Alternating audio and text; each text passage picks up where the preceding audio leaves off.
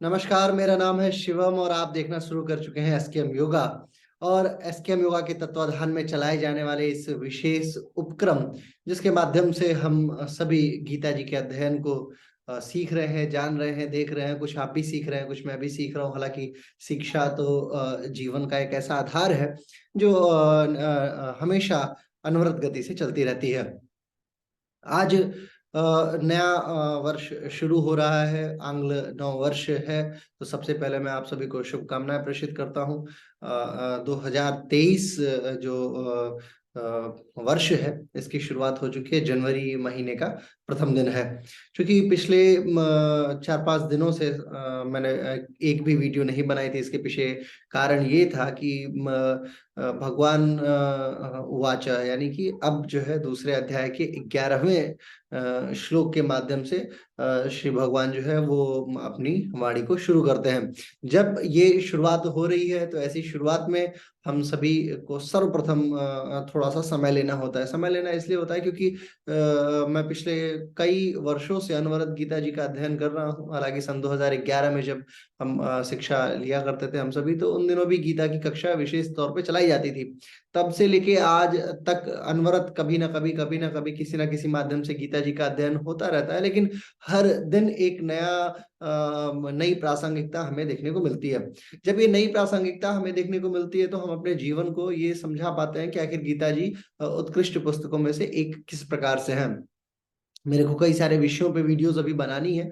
योग के कई सारे शास्त्र अभी भी ऐसे हैं जहाँ पे वीडियोस का अभाव देखने को मिलता है। लेकिन मैंने गीता जी को इसलिए चुना सर्वप्रथम अपने अध्याय और अपने अध्यापन और अपने वीडियो के माध्यम के लिए, क्योंकि ये एक ऐसा सोर्स है जिसके ऊपर हजारों लोगों ने टिप्पणियां की हैं। लेकिन वो टिप्पणी किसी भी प्रकार से यौगिक परिवेश को डिफाइन नहीं कर पाती है। हम लोग योग के कुछ शब्दों को ढूंढने का प्रयास कर रहे हैं। कोशिश ये करते हैं कि जब भी वो शब्द मिले तो गीता जी के अध्ययन के माध्यम से योग के उन प्रमुख शब्दों का किसी भी प्रकार से एक प्रकार से ये कह लीजिए कि हम लोग उसको डिफाइन करें, या ये कह लीजिए कि हम लोग थोड़ा उस पर टिप्पणी करें और गीता जी के परिवेश को समझने की कोशिश करें। 11वें श्लोक में, यानी द्वितीय अध्याय का 11वां श्लोक जो है, उसमें भगवान कहते हैं, क्या कहते हैं? असोच्यानन्व सोचस्तम प्रज्ञावादाश्चम भाषसे गता सुनगता सुसश्चम नानु सोचंती पंडिता। यानी कि जो पंडित लोग हैं, पंडित का मतलब ये नहीं कि जो कास्ट वाला सिस्टम है। पंडित का मतलब जो बुद्धिमान लोग होते हैं वो इन विषयों में शोक नहीं करते हैं। देखिए, असोच्यानन व सोचस्तम, यानी कि जिस विषय को सोचना ही नहीं है ना। अर्जुन को बोलते हैं कि हे अर्जुन, तो जिस विषय के लिए शोक कर रहा है वो शोक करने योग्य विषय है नहीं, है ना। और बातें आपकी पंडितों जैसी है ना। और आप जो है प्रज्ञावादांश भाषा से आप पंडितों की तरह बात कर रहे हैं। यानी कि जो पिछले अध्यायों में, पिछले अध्याय में, खासकर प्रथम अध्याय में अर्जुन ने अपनी सारी बातों को बताया कि नहीं, ये धर्म की बात है, मैं युद्ध नहीं कर सकता। मेरे को ऐसे पिता हत्या या पुत्र हत्या या भतीजा हत्या या साले और ससुर लोग सभी लोग हैं, इनकी इनकी हत्या मैं नहीं कर सकता। इससे बढ़िया तो मैं भीख मांग के खा लूं या भिक्षाटन कर लूं। ये सारी बातें, इन्हीं बातों को बोलते हैं कि देखिए, बातें तो आपकी विद्वानों जैसी हैं, लेकिन जिस विषय को आप लेके शोक कर रहे हैं, असल में वो शोक करने योग्य विषय है ही नहीं। क्यों नहीं है? क्योंकि देखिए, अभी आगे भगवान बताएंगे, आत्मज्ञान का जो पूरा संयोग है वो आगे के श्लोकों में आपको देखने को मिलेगा। देखिए, भगवान का प्रथम शब्द जो है ना, प्रज्ञावादाश्च। प्रज्ञा शब्द जो है वो बड़ा उत्कृष्ट शब्द है। और प्रज्ञा का मतलब क्या है? प्रज्ञा का मतलब ये है कि आपकी चेतना की जो शिखर यात्रा है वो किस प्रकार से अपनी ऊंचाइयों को प्राप्त की हुई है, और आप किस प्रकार से अपने वाणी में अपनी प्रखरता को संपुटित कर पाते हैं।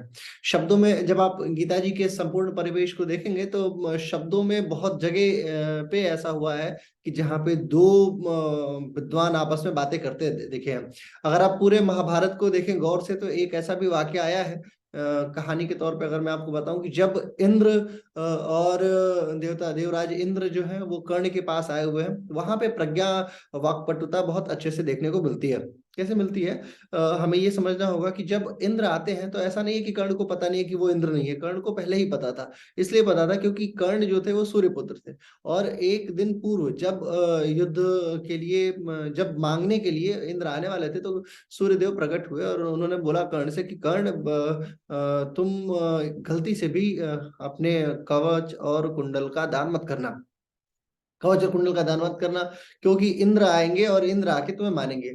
हर जो पुत्र हैं, खासकर पांडव पुत्र जो थे, वो उनकी एक खास बात ये थी कि वो सभी के सभी किसी ना किसी प्रकार से एसोसिएटेड थे किसी ना किसी देवताओं से। जब वो किसी देवता से एसोसिएटेड थे तो सारे के सारे देवता ये चाहते थे कि मेरा पुत्र विजयी हो और मेरे पुत्र में वो काबिलियत हो, क्योंकि उसकी विजय ही मेरी विजय है। तो ये बात कर्ण को पता थी।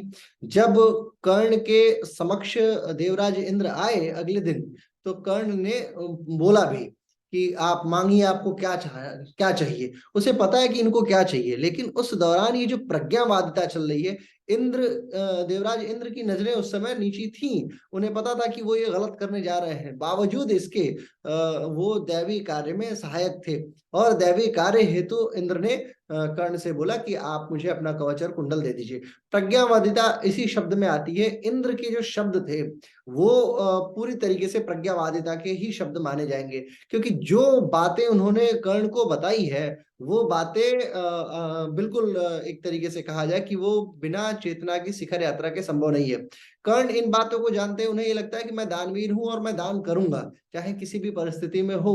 बावजूद इसके इंद्र ने जो जो क्लॉजेस दिए हैं उन्हें, कर्ण को, यदि आप पूरे महाभारत को देखेंगे तो आपको समझ में आएगा कि, या महाभारत का अध्ययन करेंगे तो आप ये देख पाएंगे कि आखिर इंद्र के जो शब्द हैं वो किस प्रकार से अनुग्रहित करा रहे हैं। तो प्रज्ञा शब्द तो ये हो गया। भाष्य से जो इसमें दूसरे अध्याय के 11वें श्लोक में आया है, यानी भाषा का प्रयोग किस प्रकार से किया जाता है। जब भी आप रिक्वेस्ट फॉर्म में बात करते हैं, यानी रिक्वेस्ट फॉर्म में बात करते हैं, किसी से भी कहते हैं कि नहीं नहीं मुझे ये नहीं करना है, और रिक्वेस्ट को ऑर्डर में चेंज कर रहे होते हैं, तो वो भाषा की शैली का एक अलग योगदान दिखाता है। एग्जाम्पल बताता हूँ। जैसे मुझे नहीं खाना है, आप ये रिक्वेस्ट कर रहे हैं मुझे नहीं खाना है, प्लीज प्लीज मुझे नहीं खाना, नहीं खाना, नहीं खाना है। आप ये रिक्वेस्ट कर रहे हैं कि नहीं नहीं, मैं हाथ जोड़ के कि नहीं मुझे नहीं खाना है। और फिर आप ये कारण देते हुए अगर बोलते हैं कि चूंकि मैं इसको, इसी खाने को किसी और ने खाया था और खाने के कारण वो बीमार हो गया था, तो मैं भी सोच रहा हूँ कि मुझे कल एक विशिष्ट कार्य है, इसलिए आज मैं ये भोजन नहीं करूंगा, अतः मैं आपसे अनुरोध करता हूँ। अब ये अनुरोध आदेशात्मक शैली का अनुरोध है। तो यही अनुरोध अर्जुन के संपूर्ण वाक्यों में देखने को मिलेगा। अगर आप पूरा प्रथम अध्याय देखेंगे तो आपको ये दिखेगा कि किस प्रकार से अर्जुन ने प्रथम अध्याय में अनुरोध को आदेशात्मक अनुरोध माना है। और आदेशात्मक अनुरोध का प्रयोग करना, ये भी वाक्पटुता की अभूतपूर्व शैली होती है। आप नकारात्मक शब्दों का प्रयोग सकारात्मक वर्ड व्यू से यदि आप कर पाते हैं, तो आप की जो भाषा शैली है वो उत्कृष्टता की उद्घोतक है। इसी प्रकार गता सुश्चम नानु शोचंति पंडिता, यानी पंडित लोग जो है, यानी विद्वान लोग जो है, इन विषयों पे शोक नहीं करते हैं। अब वो विषय क्या है ये आगे के श्लोकों में देखने को मिलेगा। तो भगवान के जो शब्द हैं, उन शब्दों को यदि आप करीब से देखेंगे तो बहुत बहुत परिष्कृत शैली में उन्होंने बोला है। आगे के श्लोक में क्या है, न त्वे वाहम जातु न सम न त्वम नेमे जनाधिपा न चैव न भविष्यामः सर्वे वयमतः परम, है ना। यानी कि न तो ऐसा ही है कि मैं किसी काल में नहीं था, न तो हम जातु नासम न त्वम नेमे जनाधिपा, न तू नहीं था, जनाधिपा मतलब राजा नहीं था, या ये राजा लोग नहीं थे। और ऐसा ही है कि हम सभी आगे नहीं रहेंगे, न चैव न भविष्यामः, यानी हम ऐसा भी नहीं है कि भविष्य में नहीं रहेंगे, है ना। हम सभी लोग जो है, हम का मतलब कौन। अब ये नहीं है कि ये बता रहे हैं कि कृष्ण जो है वो पिछले भी जन्म में थे, अभी भी कृष्ण है, आगे भी कृष्ण होंगे, नहीं। यहाँ जो ये हम शब्द है, क्योंकि देखिए ऐसा माना जाता है, कई सारे विद्वान ये मानते हैं कि जब भगवान श्री कृष्ण बोल रहे थे तो उनके शरीर में स्वयं ब्रह्म निवास कर रहे थे, उनके शरीर में स्वयं काल निवास कर रहे थे, यानी त्रिदेवों की शक्तियां उनके शरीर में उस क्षण प्रवेशित थी। अब यदि इस शक्तियों को देखा जाए तो ये शक्तियां क्या बोल रही हैं, अगर इन शक्तियों के परिवेश से इन बात को समझा जाए कि ऐसा नहीं है कि मैं नहीं था, यानी कि मैं का मतलब मैं हूं परम तत्व। कौन मैं हूं परमात्मा। मैं कौन, मैं अगर आत्मा भी हूं तो मैं हूं आत्मा, और मैं हर क्षण था, पीछे भी था, आगे भी था और आगे भी रहूंगा। और ये राजा लोग, इन्हें इनके साथ युद्ध करने में तुम्हें क्या दिक्कत है?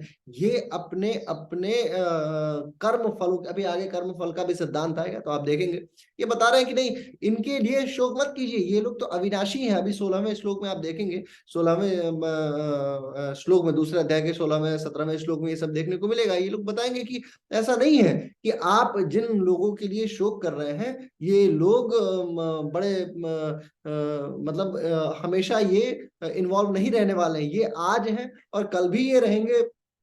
बस आप इनके शरीर के साथ जो युद्ध करने वाले, इसको लेके आप परेशान हैं। देखिए एक चीज मैं बताऊं आपको, है ना, संसार में जो है ना, वो दो दो ही मूल तत्व है फिलहाल के तौर पे अगर देखा जाए तो। एक तो है शरीर, और एक शरीर के अंदर उपस्थित शारीरिक आत्मा। ठीक है।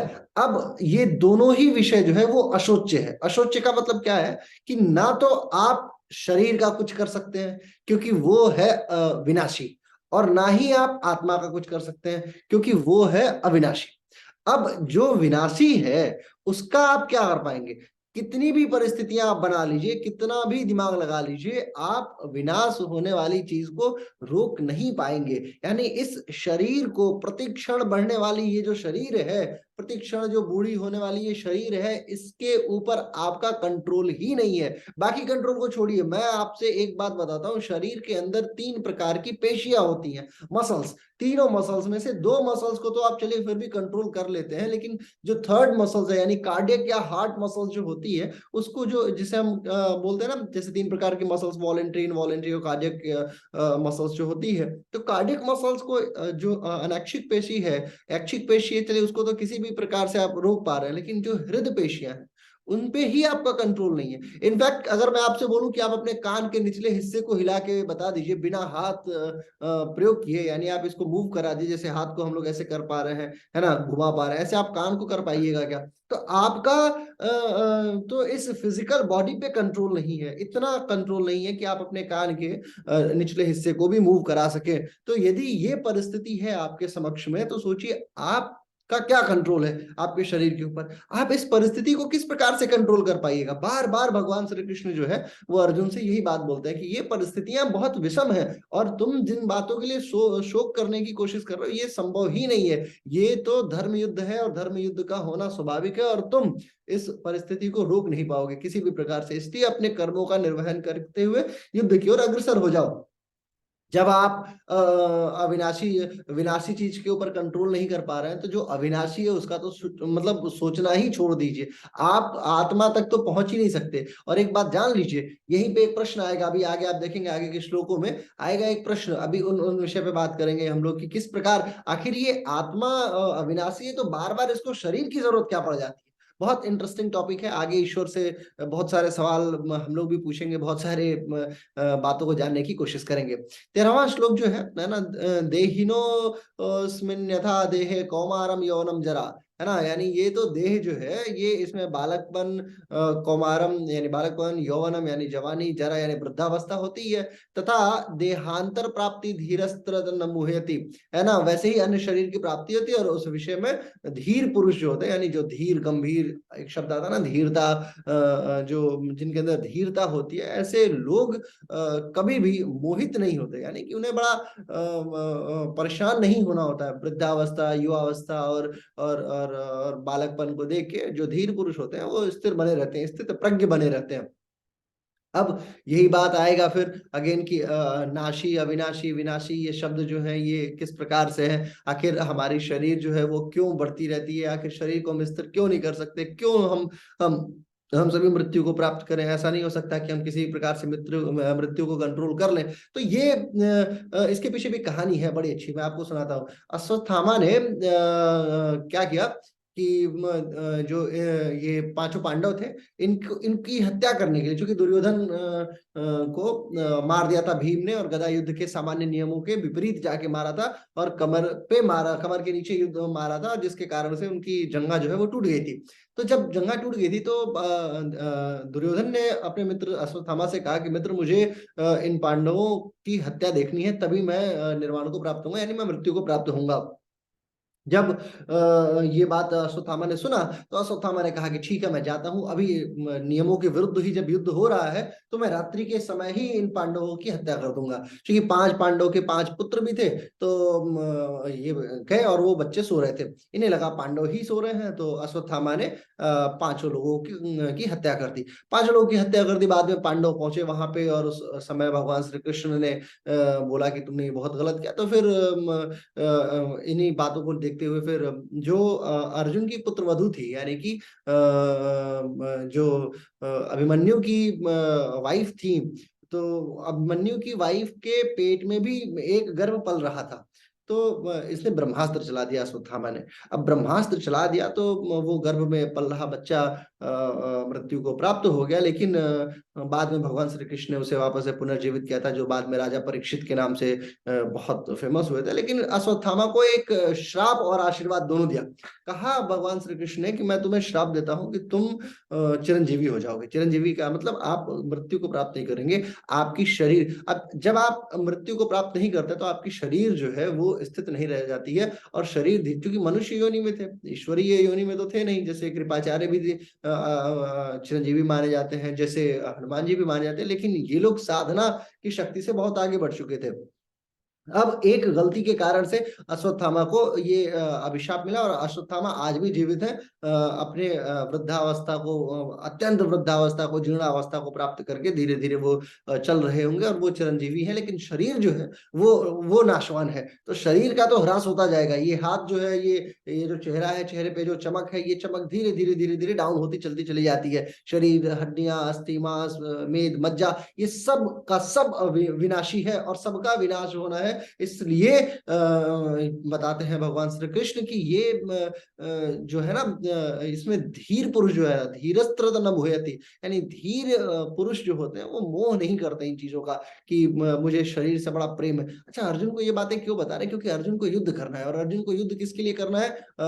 युद्ध करना है इनको अपने पितामह, यानी कि भीष्म के खिलाफ, है ना, द्रोणाचार्य के खिलाफ। तो ऐसे लोगों के लिए इनको इनको किस प्रकार से ये बताया जा सकता है कि भाई देखो, तुम जिन विषय के लिए तुम बड़ा डिमोरलाइज फील कर रहे हो, ये विषय तो तुम्हारा है ही नहीं है। तुम नहीं बनोगे कारण, लेकिन कोई अन्य तो कारण बनेगा ही। और फिर अगर तुम्हें इस समय कष्ट हो रहा है, उस समय तो तुम्हें और कष्ट होगा, क्योंकि उस समय तुम कुछ नहीं कर पाओगे, तुम उस समय प्रेम में रहोगे। अभी तो तुम युद्ध करने के लिए खड़े हो तो तुम्हें कष्ट हो रहा है, उस समय तो तुम प्रेम युक्त होगे, जब इनकी शरीर विनाश को प्राप्त हो रही होगी, उस क्षण तुम क्या कर पाओगे? तो ये परिस्थितियां जो है भगवान श्री कृष्ण उनको बताने की कोशिश करते हैं।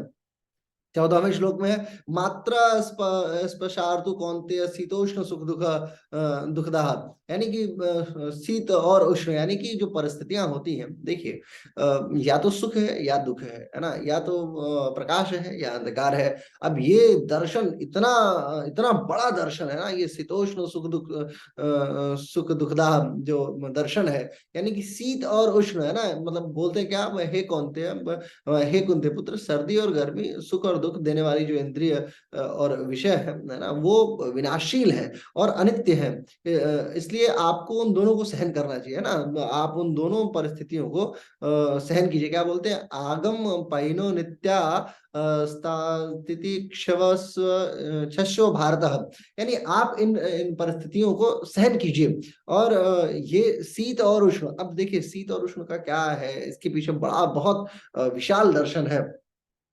शीत उष्ण का मतलब गर्मी और सर्दी से नहीं है। शीत उष्ण का मतलब है परिस्थितियों से। परिस्थितियां कई बार मनुष्य की अनुकूल होती हैं और प्रतिकूल होती हैं। तो जब प्रतिकूल परिस्थितियां होती हैं, तो मनुष्य अपने अनुकूल परिस्थितियों की कल्पना करके प्रतिकूल परिस्थितियों को काटने की कोशिश करता है। इस पे कहानी है कि एक राजा था, वो उसने शर्त लगाई कि आइए और देखते हैं कौन जो है उस मेरे महल के सामने जो तालाब है, ठंड के मौसम में उसमें रात भर रह सकता है सर्दी का मौसम था, कई सारे लोग आए, प्रतिदिन लोग आते और रात में वो बर्फ के कारण से मर जाते। धीरे धीरे एक बुढ़ा जो था, एक वृद्ध व्यक्ति, वो आए और वो उन्होंने क्या बोला, उन्होंने बोला कि देखिए ऐसा है कि मैं रह जाऊंगा। तो राजा ने बोला ठीक है, जाओ, तुमको वैसे ही मरना है, मृत्यु तुम्हारी नजदीक है तो तुम रहो। अब इस चैलेंज को स्वीकार करके वो वृद्ध व्यक्ति रात भर रह गया। अगले दिन बाहर आया, बोला मेरे को आधा राजपाट दे दो क्योंकि तुमने शर्त लगाई थी। राजा बड़ा स्तब्ध रह गया कि ये सारे नौजवान मर जाते थे, ये बुढ़ा कैसे जिंदा रह गया। तो राजा ने पूछा चलो मैं तो तुम्हें दे ही रहा हूं, लेकिन तुम मुझे कारण बता दो कि आखिर किस प्रकार से तुम जो है जिंदा रह गए। तो उसने बोला कि देखिए आप, मैं ना इसमें जो तालाब था, इस तालाब में खड़ा होकर मैं आपके महल के ऊपर जो चिराग जल रहा था उसको देख रहा था, और उसको देख के मैं अपने अंदर अपने भीतर गर्मी अनुभव कर रहा था। और मैं सोच रहा था कि अभी रात भर की बात है, कल निकलूंगा तो कल फिर जाके उसके ताप को सहन करके मैं वापस से फिट हो जाऊंगा। तो ये ही बात जो है मुझे रात भर जिंदा रखी। यानी कि आप सोचिए, कल्पना कीजिए कि मनुष्य जो है जब किसी नकारात्मक स्थिति में होता है तो सकारात्मक विषय का ध्यान करके और उस व्यवस्था को प्राप्त कर सकता है। इसीलिए योग शास्त्र में धारणा नामक एक शब्द है। देखिए यहाँ योग आ गया, योग प्रवेश कर रहा है। यहाँ पे जो श्लोक है, मात्र स्पर्शास्तु न कौन स्तु कौन्तेयम शीतोष्ण सुख दुखदा, इसमें दो और बातें हैं। मात्रा स्पर्श, ये शब्द भी बड़ा बड़े काम का है, और योग शास्त्र में बहुत धीरता से इसका अध्ययन किया जाता है। अभी बताता हूँ। पहले मैं शीतोष्ण की मैं बात कर रहा था कि जब आप धारणा करते हैं तो धारणा आपके ध्यान को सपोर्ट करती है। अब धारणा का मतलब मेंटल कंडीशन से अगर मैं कहूं तो कोई गलत शब्द नहीं होगा। मेंटल कंडीशन यानी if you are eligible enough to visualise anything. अगर मैं आपसे अभी बोलूं कि अमेरिका के नक्शे का, अमेरिका का ध्यान कीजिए, तो अमेरिका में दो चार चीजें जो आप जानते होंगे सिर्फ उसी का ध्यान कर पाएंगे, क्योंकि आपकी बुद्धि की प्रगाढ़ता वहीं तक है। जो चीज आप नहीं जानते उसके विषय में आप ध्यान नहीं कर सकते हैं, है ना। तो धारणा जरूरी हुई। अब जैसे मैं बोलूं कि भारत का ध्यान कीजिए, तो भारत का नक्शा ध्यान में आएगा, फिर भारत के प्रधानमंत्री या भारत के प्रमुख लोग आपके ध्यान में आने शुरू होते चले जाएंगे। अगर मैं ऐसे में बोलूं कि बुरुंडी का ध्यान कीजिए, या एक चाड देश है उसका ध्यान कीजिए, है ना, या मान लीजिए सोमालिया मैं बोलूं तो उसका ध्यान कीजिए, तो आपके जेहन में सोमालिया से संबंधित कुछ भी नहीं आएगा, चाड से संबंधित कुछ भी नहीं आएगा, लिथुआनिया से संबंधित कुछ भी नहीं आएगा। तो आप इन इन विषयों को किस प्रकार से, आपका ध्यान लग ही नहीं सकता है, और आप उस शून्यता को नहीं प्राप्त कर सकते हैं। यानी शून्यता को प्राप्त करने के लिए भी एक आधार की जरूरत है। शून्य जहां रखा जाएगा उस आधार का नाम होता है धारणा। और ये जो विषय है ये बड़ा गंभीर है। इस विषय पे आगे इतने सारे श्लोक हैं। अभी हम लोग देखा जाएगा आगे आने वाले कई सारे लेक्चर्स में इस बात को जस्टिफाई किया जाएगा कि किस प्रकार से ये शीतोष्ण जो शब्द है। और मैं आपको बताऊं, मेरा व्यक्तिगत दर्शन बड़ा परेशान हो जाता है। मतलब मैं व्यक्तिगत तौर पे खुद से ही खुद के प्रश्नों को पूछ पूछ के खुद ही पागल हो जाता हूँ। और जब मैं किसी व्यक्तित्व के समक्ष जाता हूँ कि मैं पूछूं इन प्रश्नों का उत्तर, तो वो अपने हिसाब से बता दो देता है, लेकिन मैं सेटिस्फाई नहीं हो पाता। और जैसे शीतोष्ण का है कि शीत है तो उष्ण है, उष्ण है तो शीत है, शीत का ना होना उष्ण है, उष्ण का ना होना शीत है, कौन सत्य है ये मैं नहीं जानता, है ना। अब जैसे मान लीजिए ये बोलूं कि अभी इस समय यहाँ पे बहुत ठंडी है, तो इसका मतलब यहाँ पे गर्मी नहीं है, तभी तो ठंडी है। इसका मतलब ठंडी हमेशा है, गर्मी जो है वो क्षणिक है। यानी कि या ऐसा मैं बोलूं कि यहाँ ठंडी है क्योंकि यहाँ गर्मी नहीं है, यानी कि ठंडी क्षणिक है, गर्मी परमानेंट है। कौन परमानेंट है ये नहीं पता है ना। अब परमानेंट कोई नहीं है ये भी नहीं हो सकता, क्योंकि अगर कोई नहीं है तो फिर ये कोई आ कैसे गया, क्योंकि बिना आधार के तो कुछ नहीं हो सकता। हवाएं भी चलती हैं तो उसके लिए भी आधार की आवश्यकता होती है, वो कहीं ना कहीं से किसी ना किसी दबाव के कारण से चल रही होती हैं। तो हर चीज में जैसे प्रकाश और अंधकार को देख लीजिए, अंधकार का ना होना ही प्रकाश है, प्रकाश का ना होना ही अंधकार है, अंधकार शाश्वत है, प्रकाश नश्वर है, प्रकाश जो है वो शाश्वत है, अंधकार नश्वर है। आखिर कौन है? तो ये एक बड़ा चैलेंजिंग विषय है। और ये दूसरे अध्याय का 14वां श्लोक बड़ा डिस्क्रिप्टिव है, बहुत बड़ा डिस्क्रिप्शन इसका देखने को मिल सकता है। अब इसमें एक जो शब्द आता है मात्रा स्पर्शास्तु, यानी मात्रा और स्पर्श। देखिए मात्राएं जो है आप योग में देखेंगे तो 5 तन्मात्राओं की बात की जाती है, शब्द, रस, रूप, गंध और स्पर्श, है ना। तो ये जो पंच तन्मात्राएं होती है, उन्हीं तन्मात्राओं की बात की जा रही है कि जो मात्रा यानी कि जो जैसे स्पर्श की यहाँ पे बात की जा रही है कि जिनसे हमें ज्ञान होता है, मात्राएं जिन जिन जिससे हमें विषयों का ज्ञान होता है ना, उसका नाम मात्रा है। और मात्रा से इंद्रियों और अंतःकरण का सहयोग होता है, ठीक है, जिसका नाम स्पर्श है। अतः इंद्रियों को अंतःकरण से जोड़ सकने वाली जो विधा है उसको मात्र स्पर्शा बोला जाता है। अब यहाँ पे अगेन बहुत सारे शब्द आने शुरू हो जाएंगे कि आखिर ये अंतःकरण को इंद्रियों की आवश्यकता पड़ती ही क्यों है ना। और अंतःकरण को यदि इंद्रियों की आवश्यकता नहीं होती, जैसे मान लीजिए अंतःकरण यानी हमारी शरीर जो है ना वो 3 विशाल विषयों से संबंधित है। जैसे एक माना जाता है सूक्ष्म, स्थूल और कारण शरीर। हमारे गुरु जी ने, पंडित श्री राम शर्मा आचार्य जी ने बहुत बहुत टिप्पणी की है इस विषय पे, स्थूल, सूक्ष्म और कारण शरीर पे। लेकिन उन उन बातों को अगर मैं बहुत मतलब एक एक छोटे से नजरिए से अगर मैं देखूं, अपने अपने नजरिए से देखूं और अपने आइडेंटिफिकेशंस को अगर उसमें बताऊं, अपने अपने आइडेंटिटी को कि मैंने क्या देखा है, मैंने क्या समझा है, तो एक बात समझ में आती है। वो ये है कि स्थूल जो है वो सूक्ष्म और कारण के परिवर्तन का कारक बनता है। जैसे मान लीजिए जब आप बच्चे होते हैं तो जब आप सपना देख रहे हैं वो बचपने का देख रहे हैं, है ना। आप अपने आप को अपने अपने विजुअलाइजेशंस में बचपना, अपने अपने बुढ़ापे को आप कल्पना में नहीं ला सकते। जैसे मैंने बताया ना कि आप चाड, सोमालिया या इन देशों को जिनके बारे में आपने नहीं सुना है, उन उन या बुरुंडी के विषय में, तो आप उन उन देशों के विषय में कल्पना ही नहीं ला सकते क्योंकि आप नहीं जानते। ऐसे बचपने में आप अपने वृद्धावस्था के स्वरूप की कल्पना नहीं कर सकते, और वृद्धावस्था में जब आप हैं उस समय आप बचपने के स्वरूप की कल्पना कर सकते हैं। लेकिन इन दोनों परिस्थितियों से प्रभावी कौन हुआ, यानी स्थूल से सूक्ष्म प्रभावी हो गया। सूक्ष्म यानी आपका जो सूक्ष्म शरीर है जिसके माध्यम से आप अपने अपने चेतना की शिखर यात्रा को शुरू करा पा रहे हैं। अब लेकिन कुछ जो परिष्कृत आत्माएं होती हैं वो कर ले जाती हैं इन्हीं बात को। जैसे हमारे गुरुजी थे, वो अपने बचपने में ही अपने पूरे जीवन की कल्पनाओं को विजुलाइज कर लिए थे।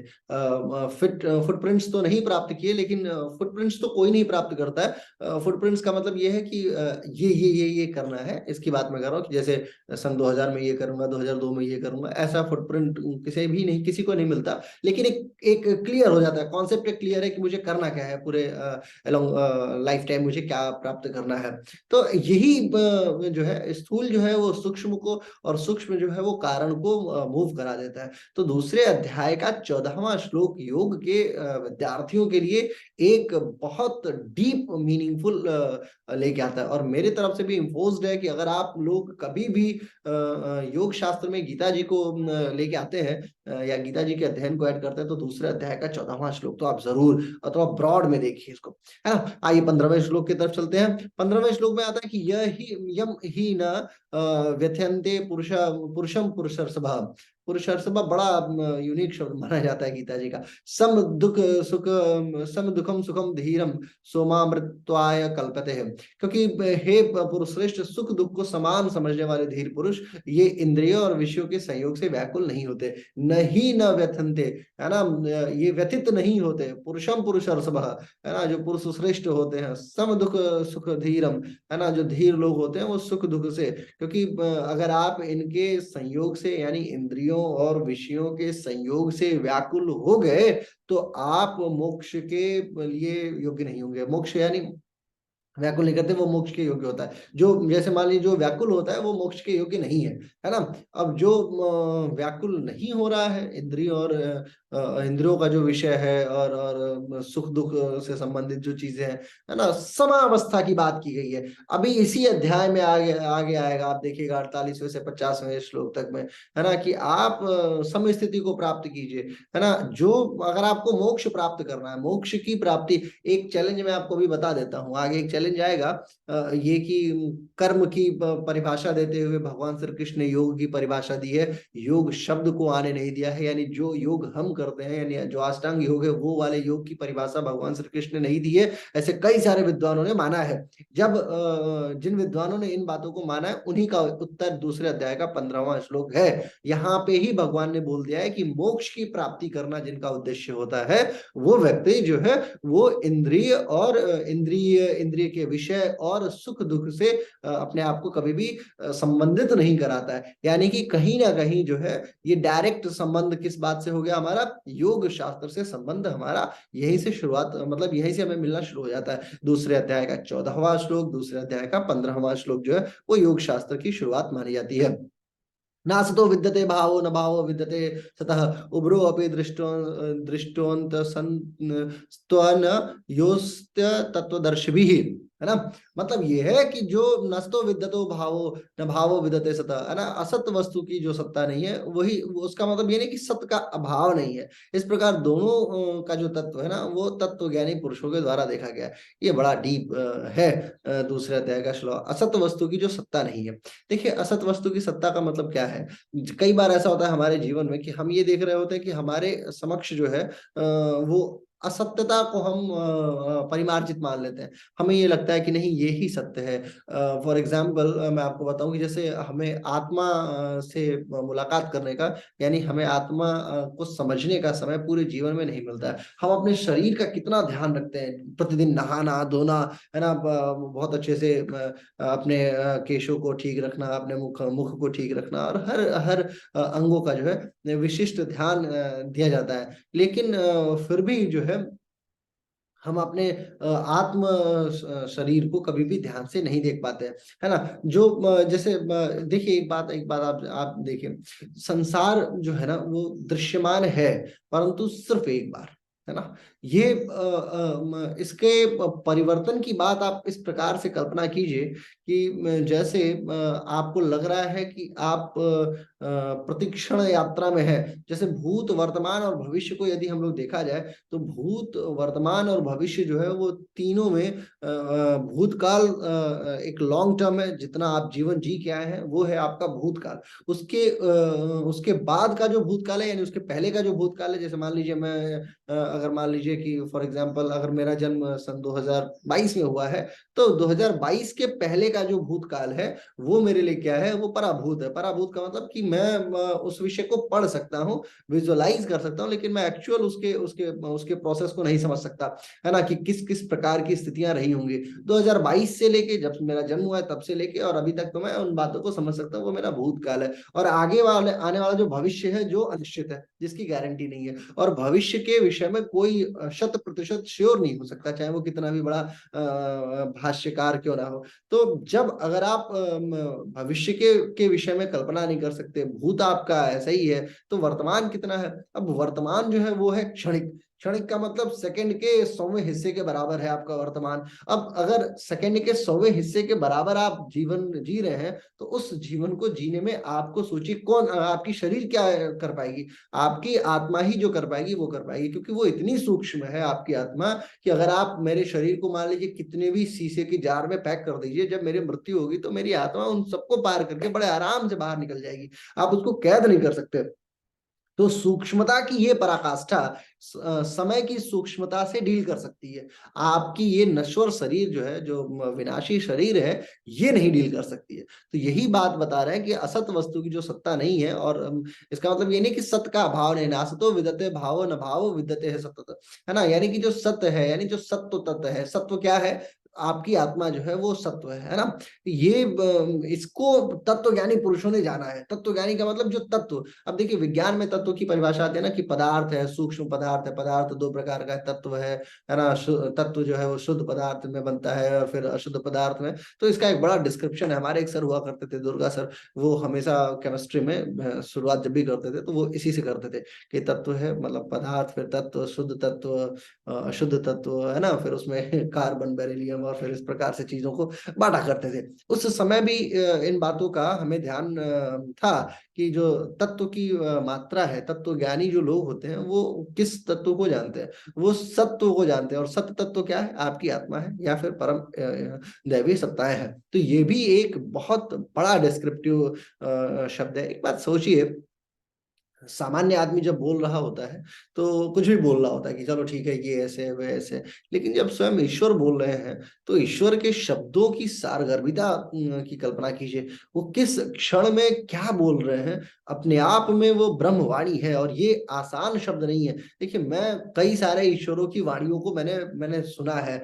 मैंने मैंने देखा है, सुना का मतलब लोगों से मैंने सुना है कि वो क्या बातें कर रहे हैं। जैसे फॉर एग्जाम्पल कुरान को देख लीजिए। कुरान में भी ईश्वरीय शब्दों का वहन है, लेकिन उनमें ईश्वरत्व की जो बातें हैं वो ऐसी प्रतीत होती हैं कि नहीं, कहीं ना कहीं उसमें जो है वो सत्व तत्व की जो है वो प्रासंगिकता उपयुक्त जो है दिशा में नहीं जाती है।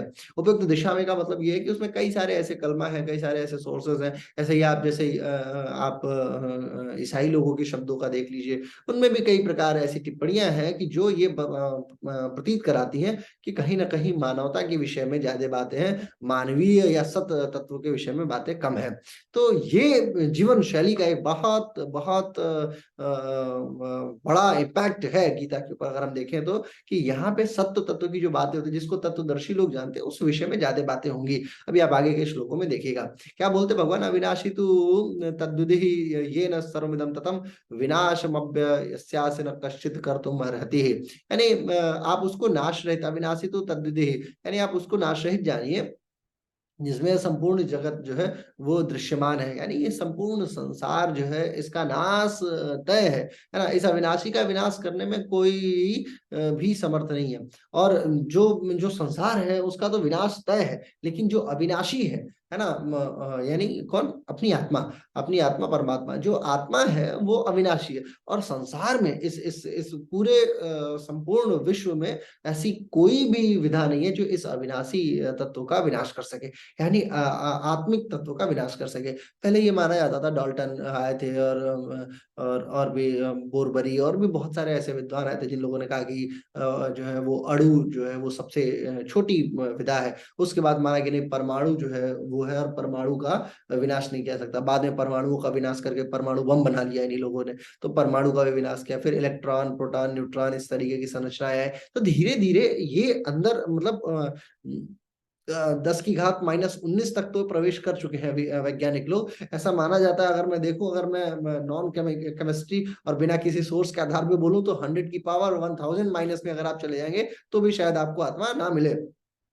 तो जो जिसकी सूक्ष्मता इतनी जबरदस्त है, उसका विनाश आप क्या कर पाएंगे और उसको कैसे तोड़ पाएंगे। तो यही बात अर्जुन को बताते हैं, हे अर्जुन देखिए, ये आत्मा जो है ना, ये अविनाशी है। आत्मज्ञान चल रहा है यहाँ पे। अर्जुन को सीधे सीधे आत्म साक्षात्कार कराने की कोशिश है कि आप इन आत्माओं का विनाश नहीं कर सकते। भीष्म पितामह के अंदर जो उपस्थित आत्मा है उनका विनाश आप कदापि नहीं कर सकते, है ना। और द्रोणाचार्य के अंदर भी जो आत्मा है उसका भी विनाश आप नहीं कर सकते। परंतु जिन शरीर का विनाश करने वाले उनको आप रोक भी नहीं पाएंगे। इसलिए शरीर के विनाश करने में और धर्म की रक्षा करने में आपका आपका कुछ नहीं आता है। और ये आप करेंगे तो करेंगे, नहीं करेंगे तो काल और समय का चक्र तो कराएगा ही कराएगा। तो ये बातें जो है, अब इसके आगे 3 श्लोकों को साथ में अगर देखा जाए, क्या कहते हैं, अंतवंत इमे देहा नित्यस्त्युक्ता शरीर अनाशिनो प्रमेयस्य तस्माद युद्धस्व भारत।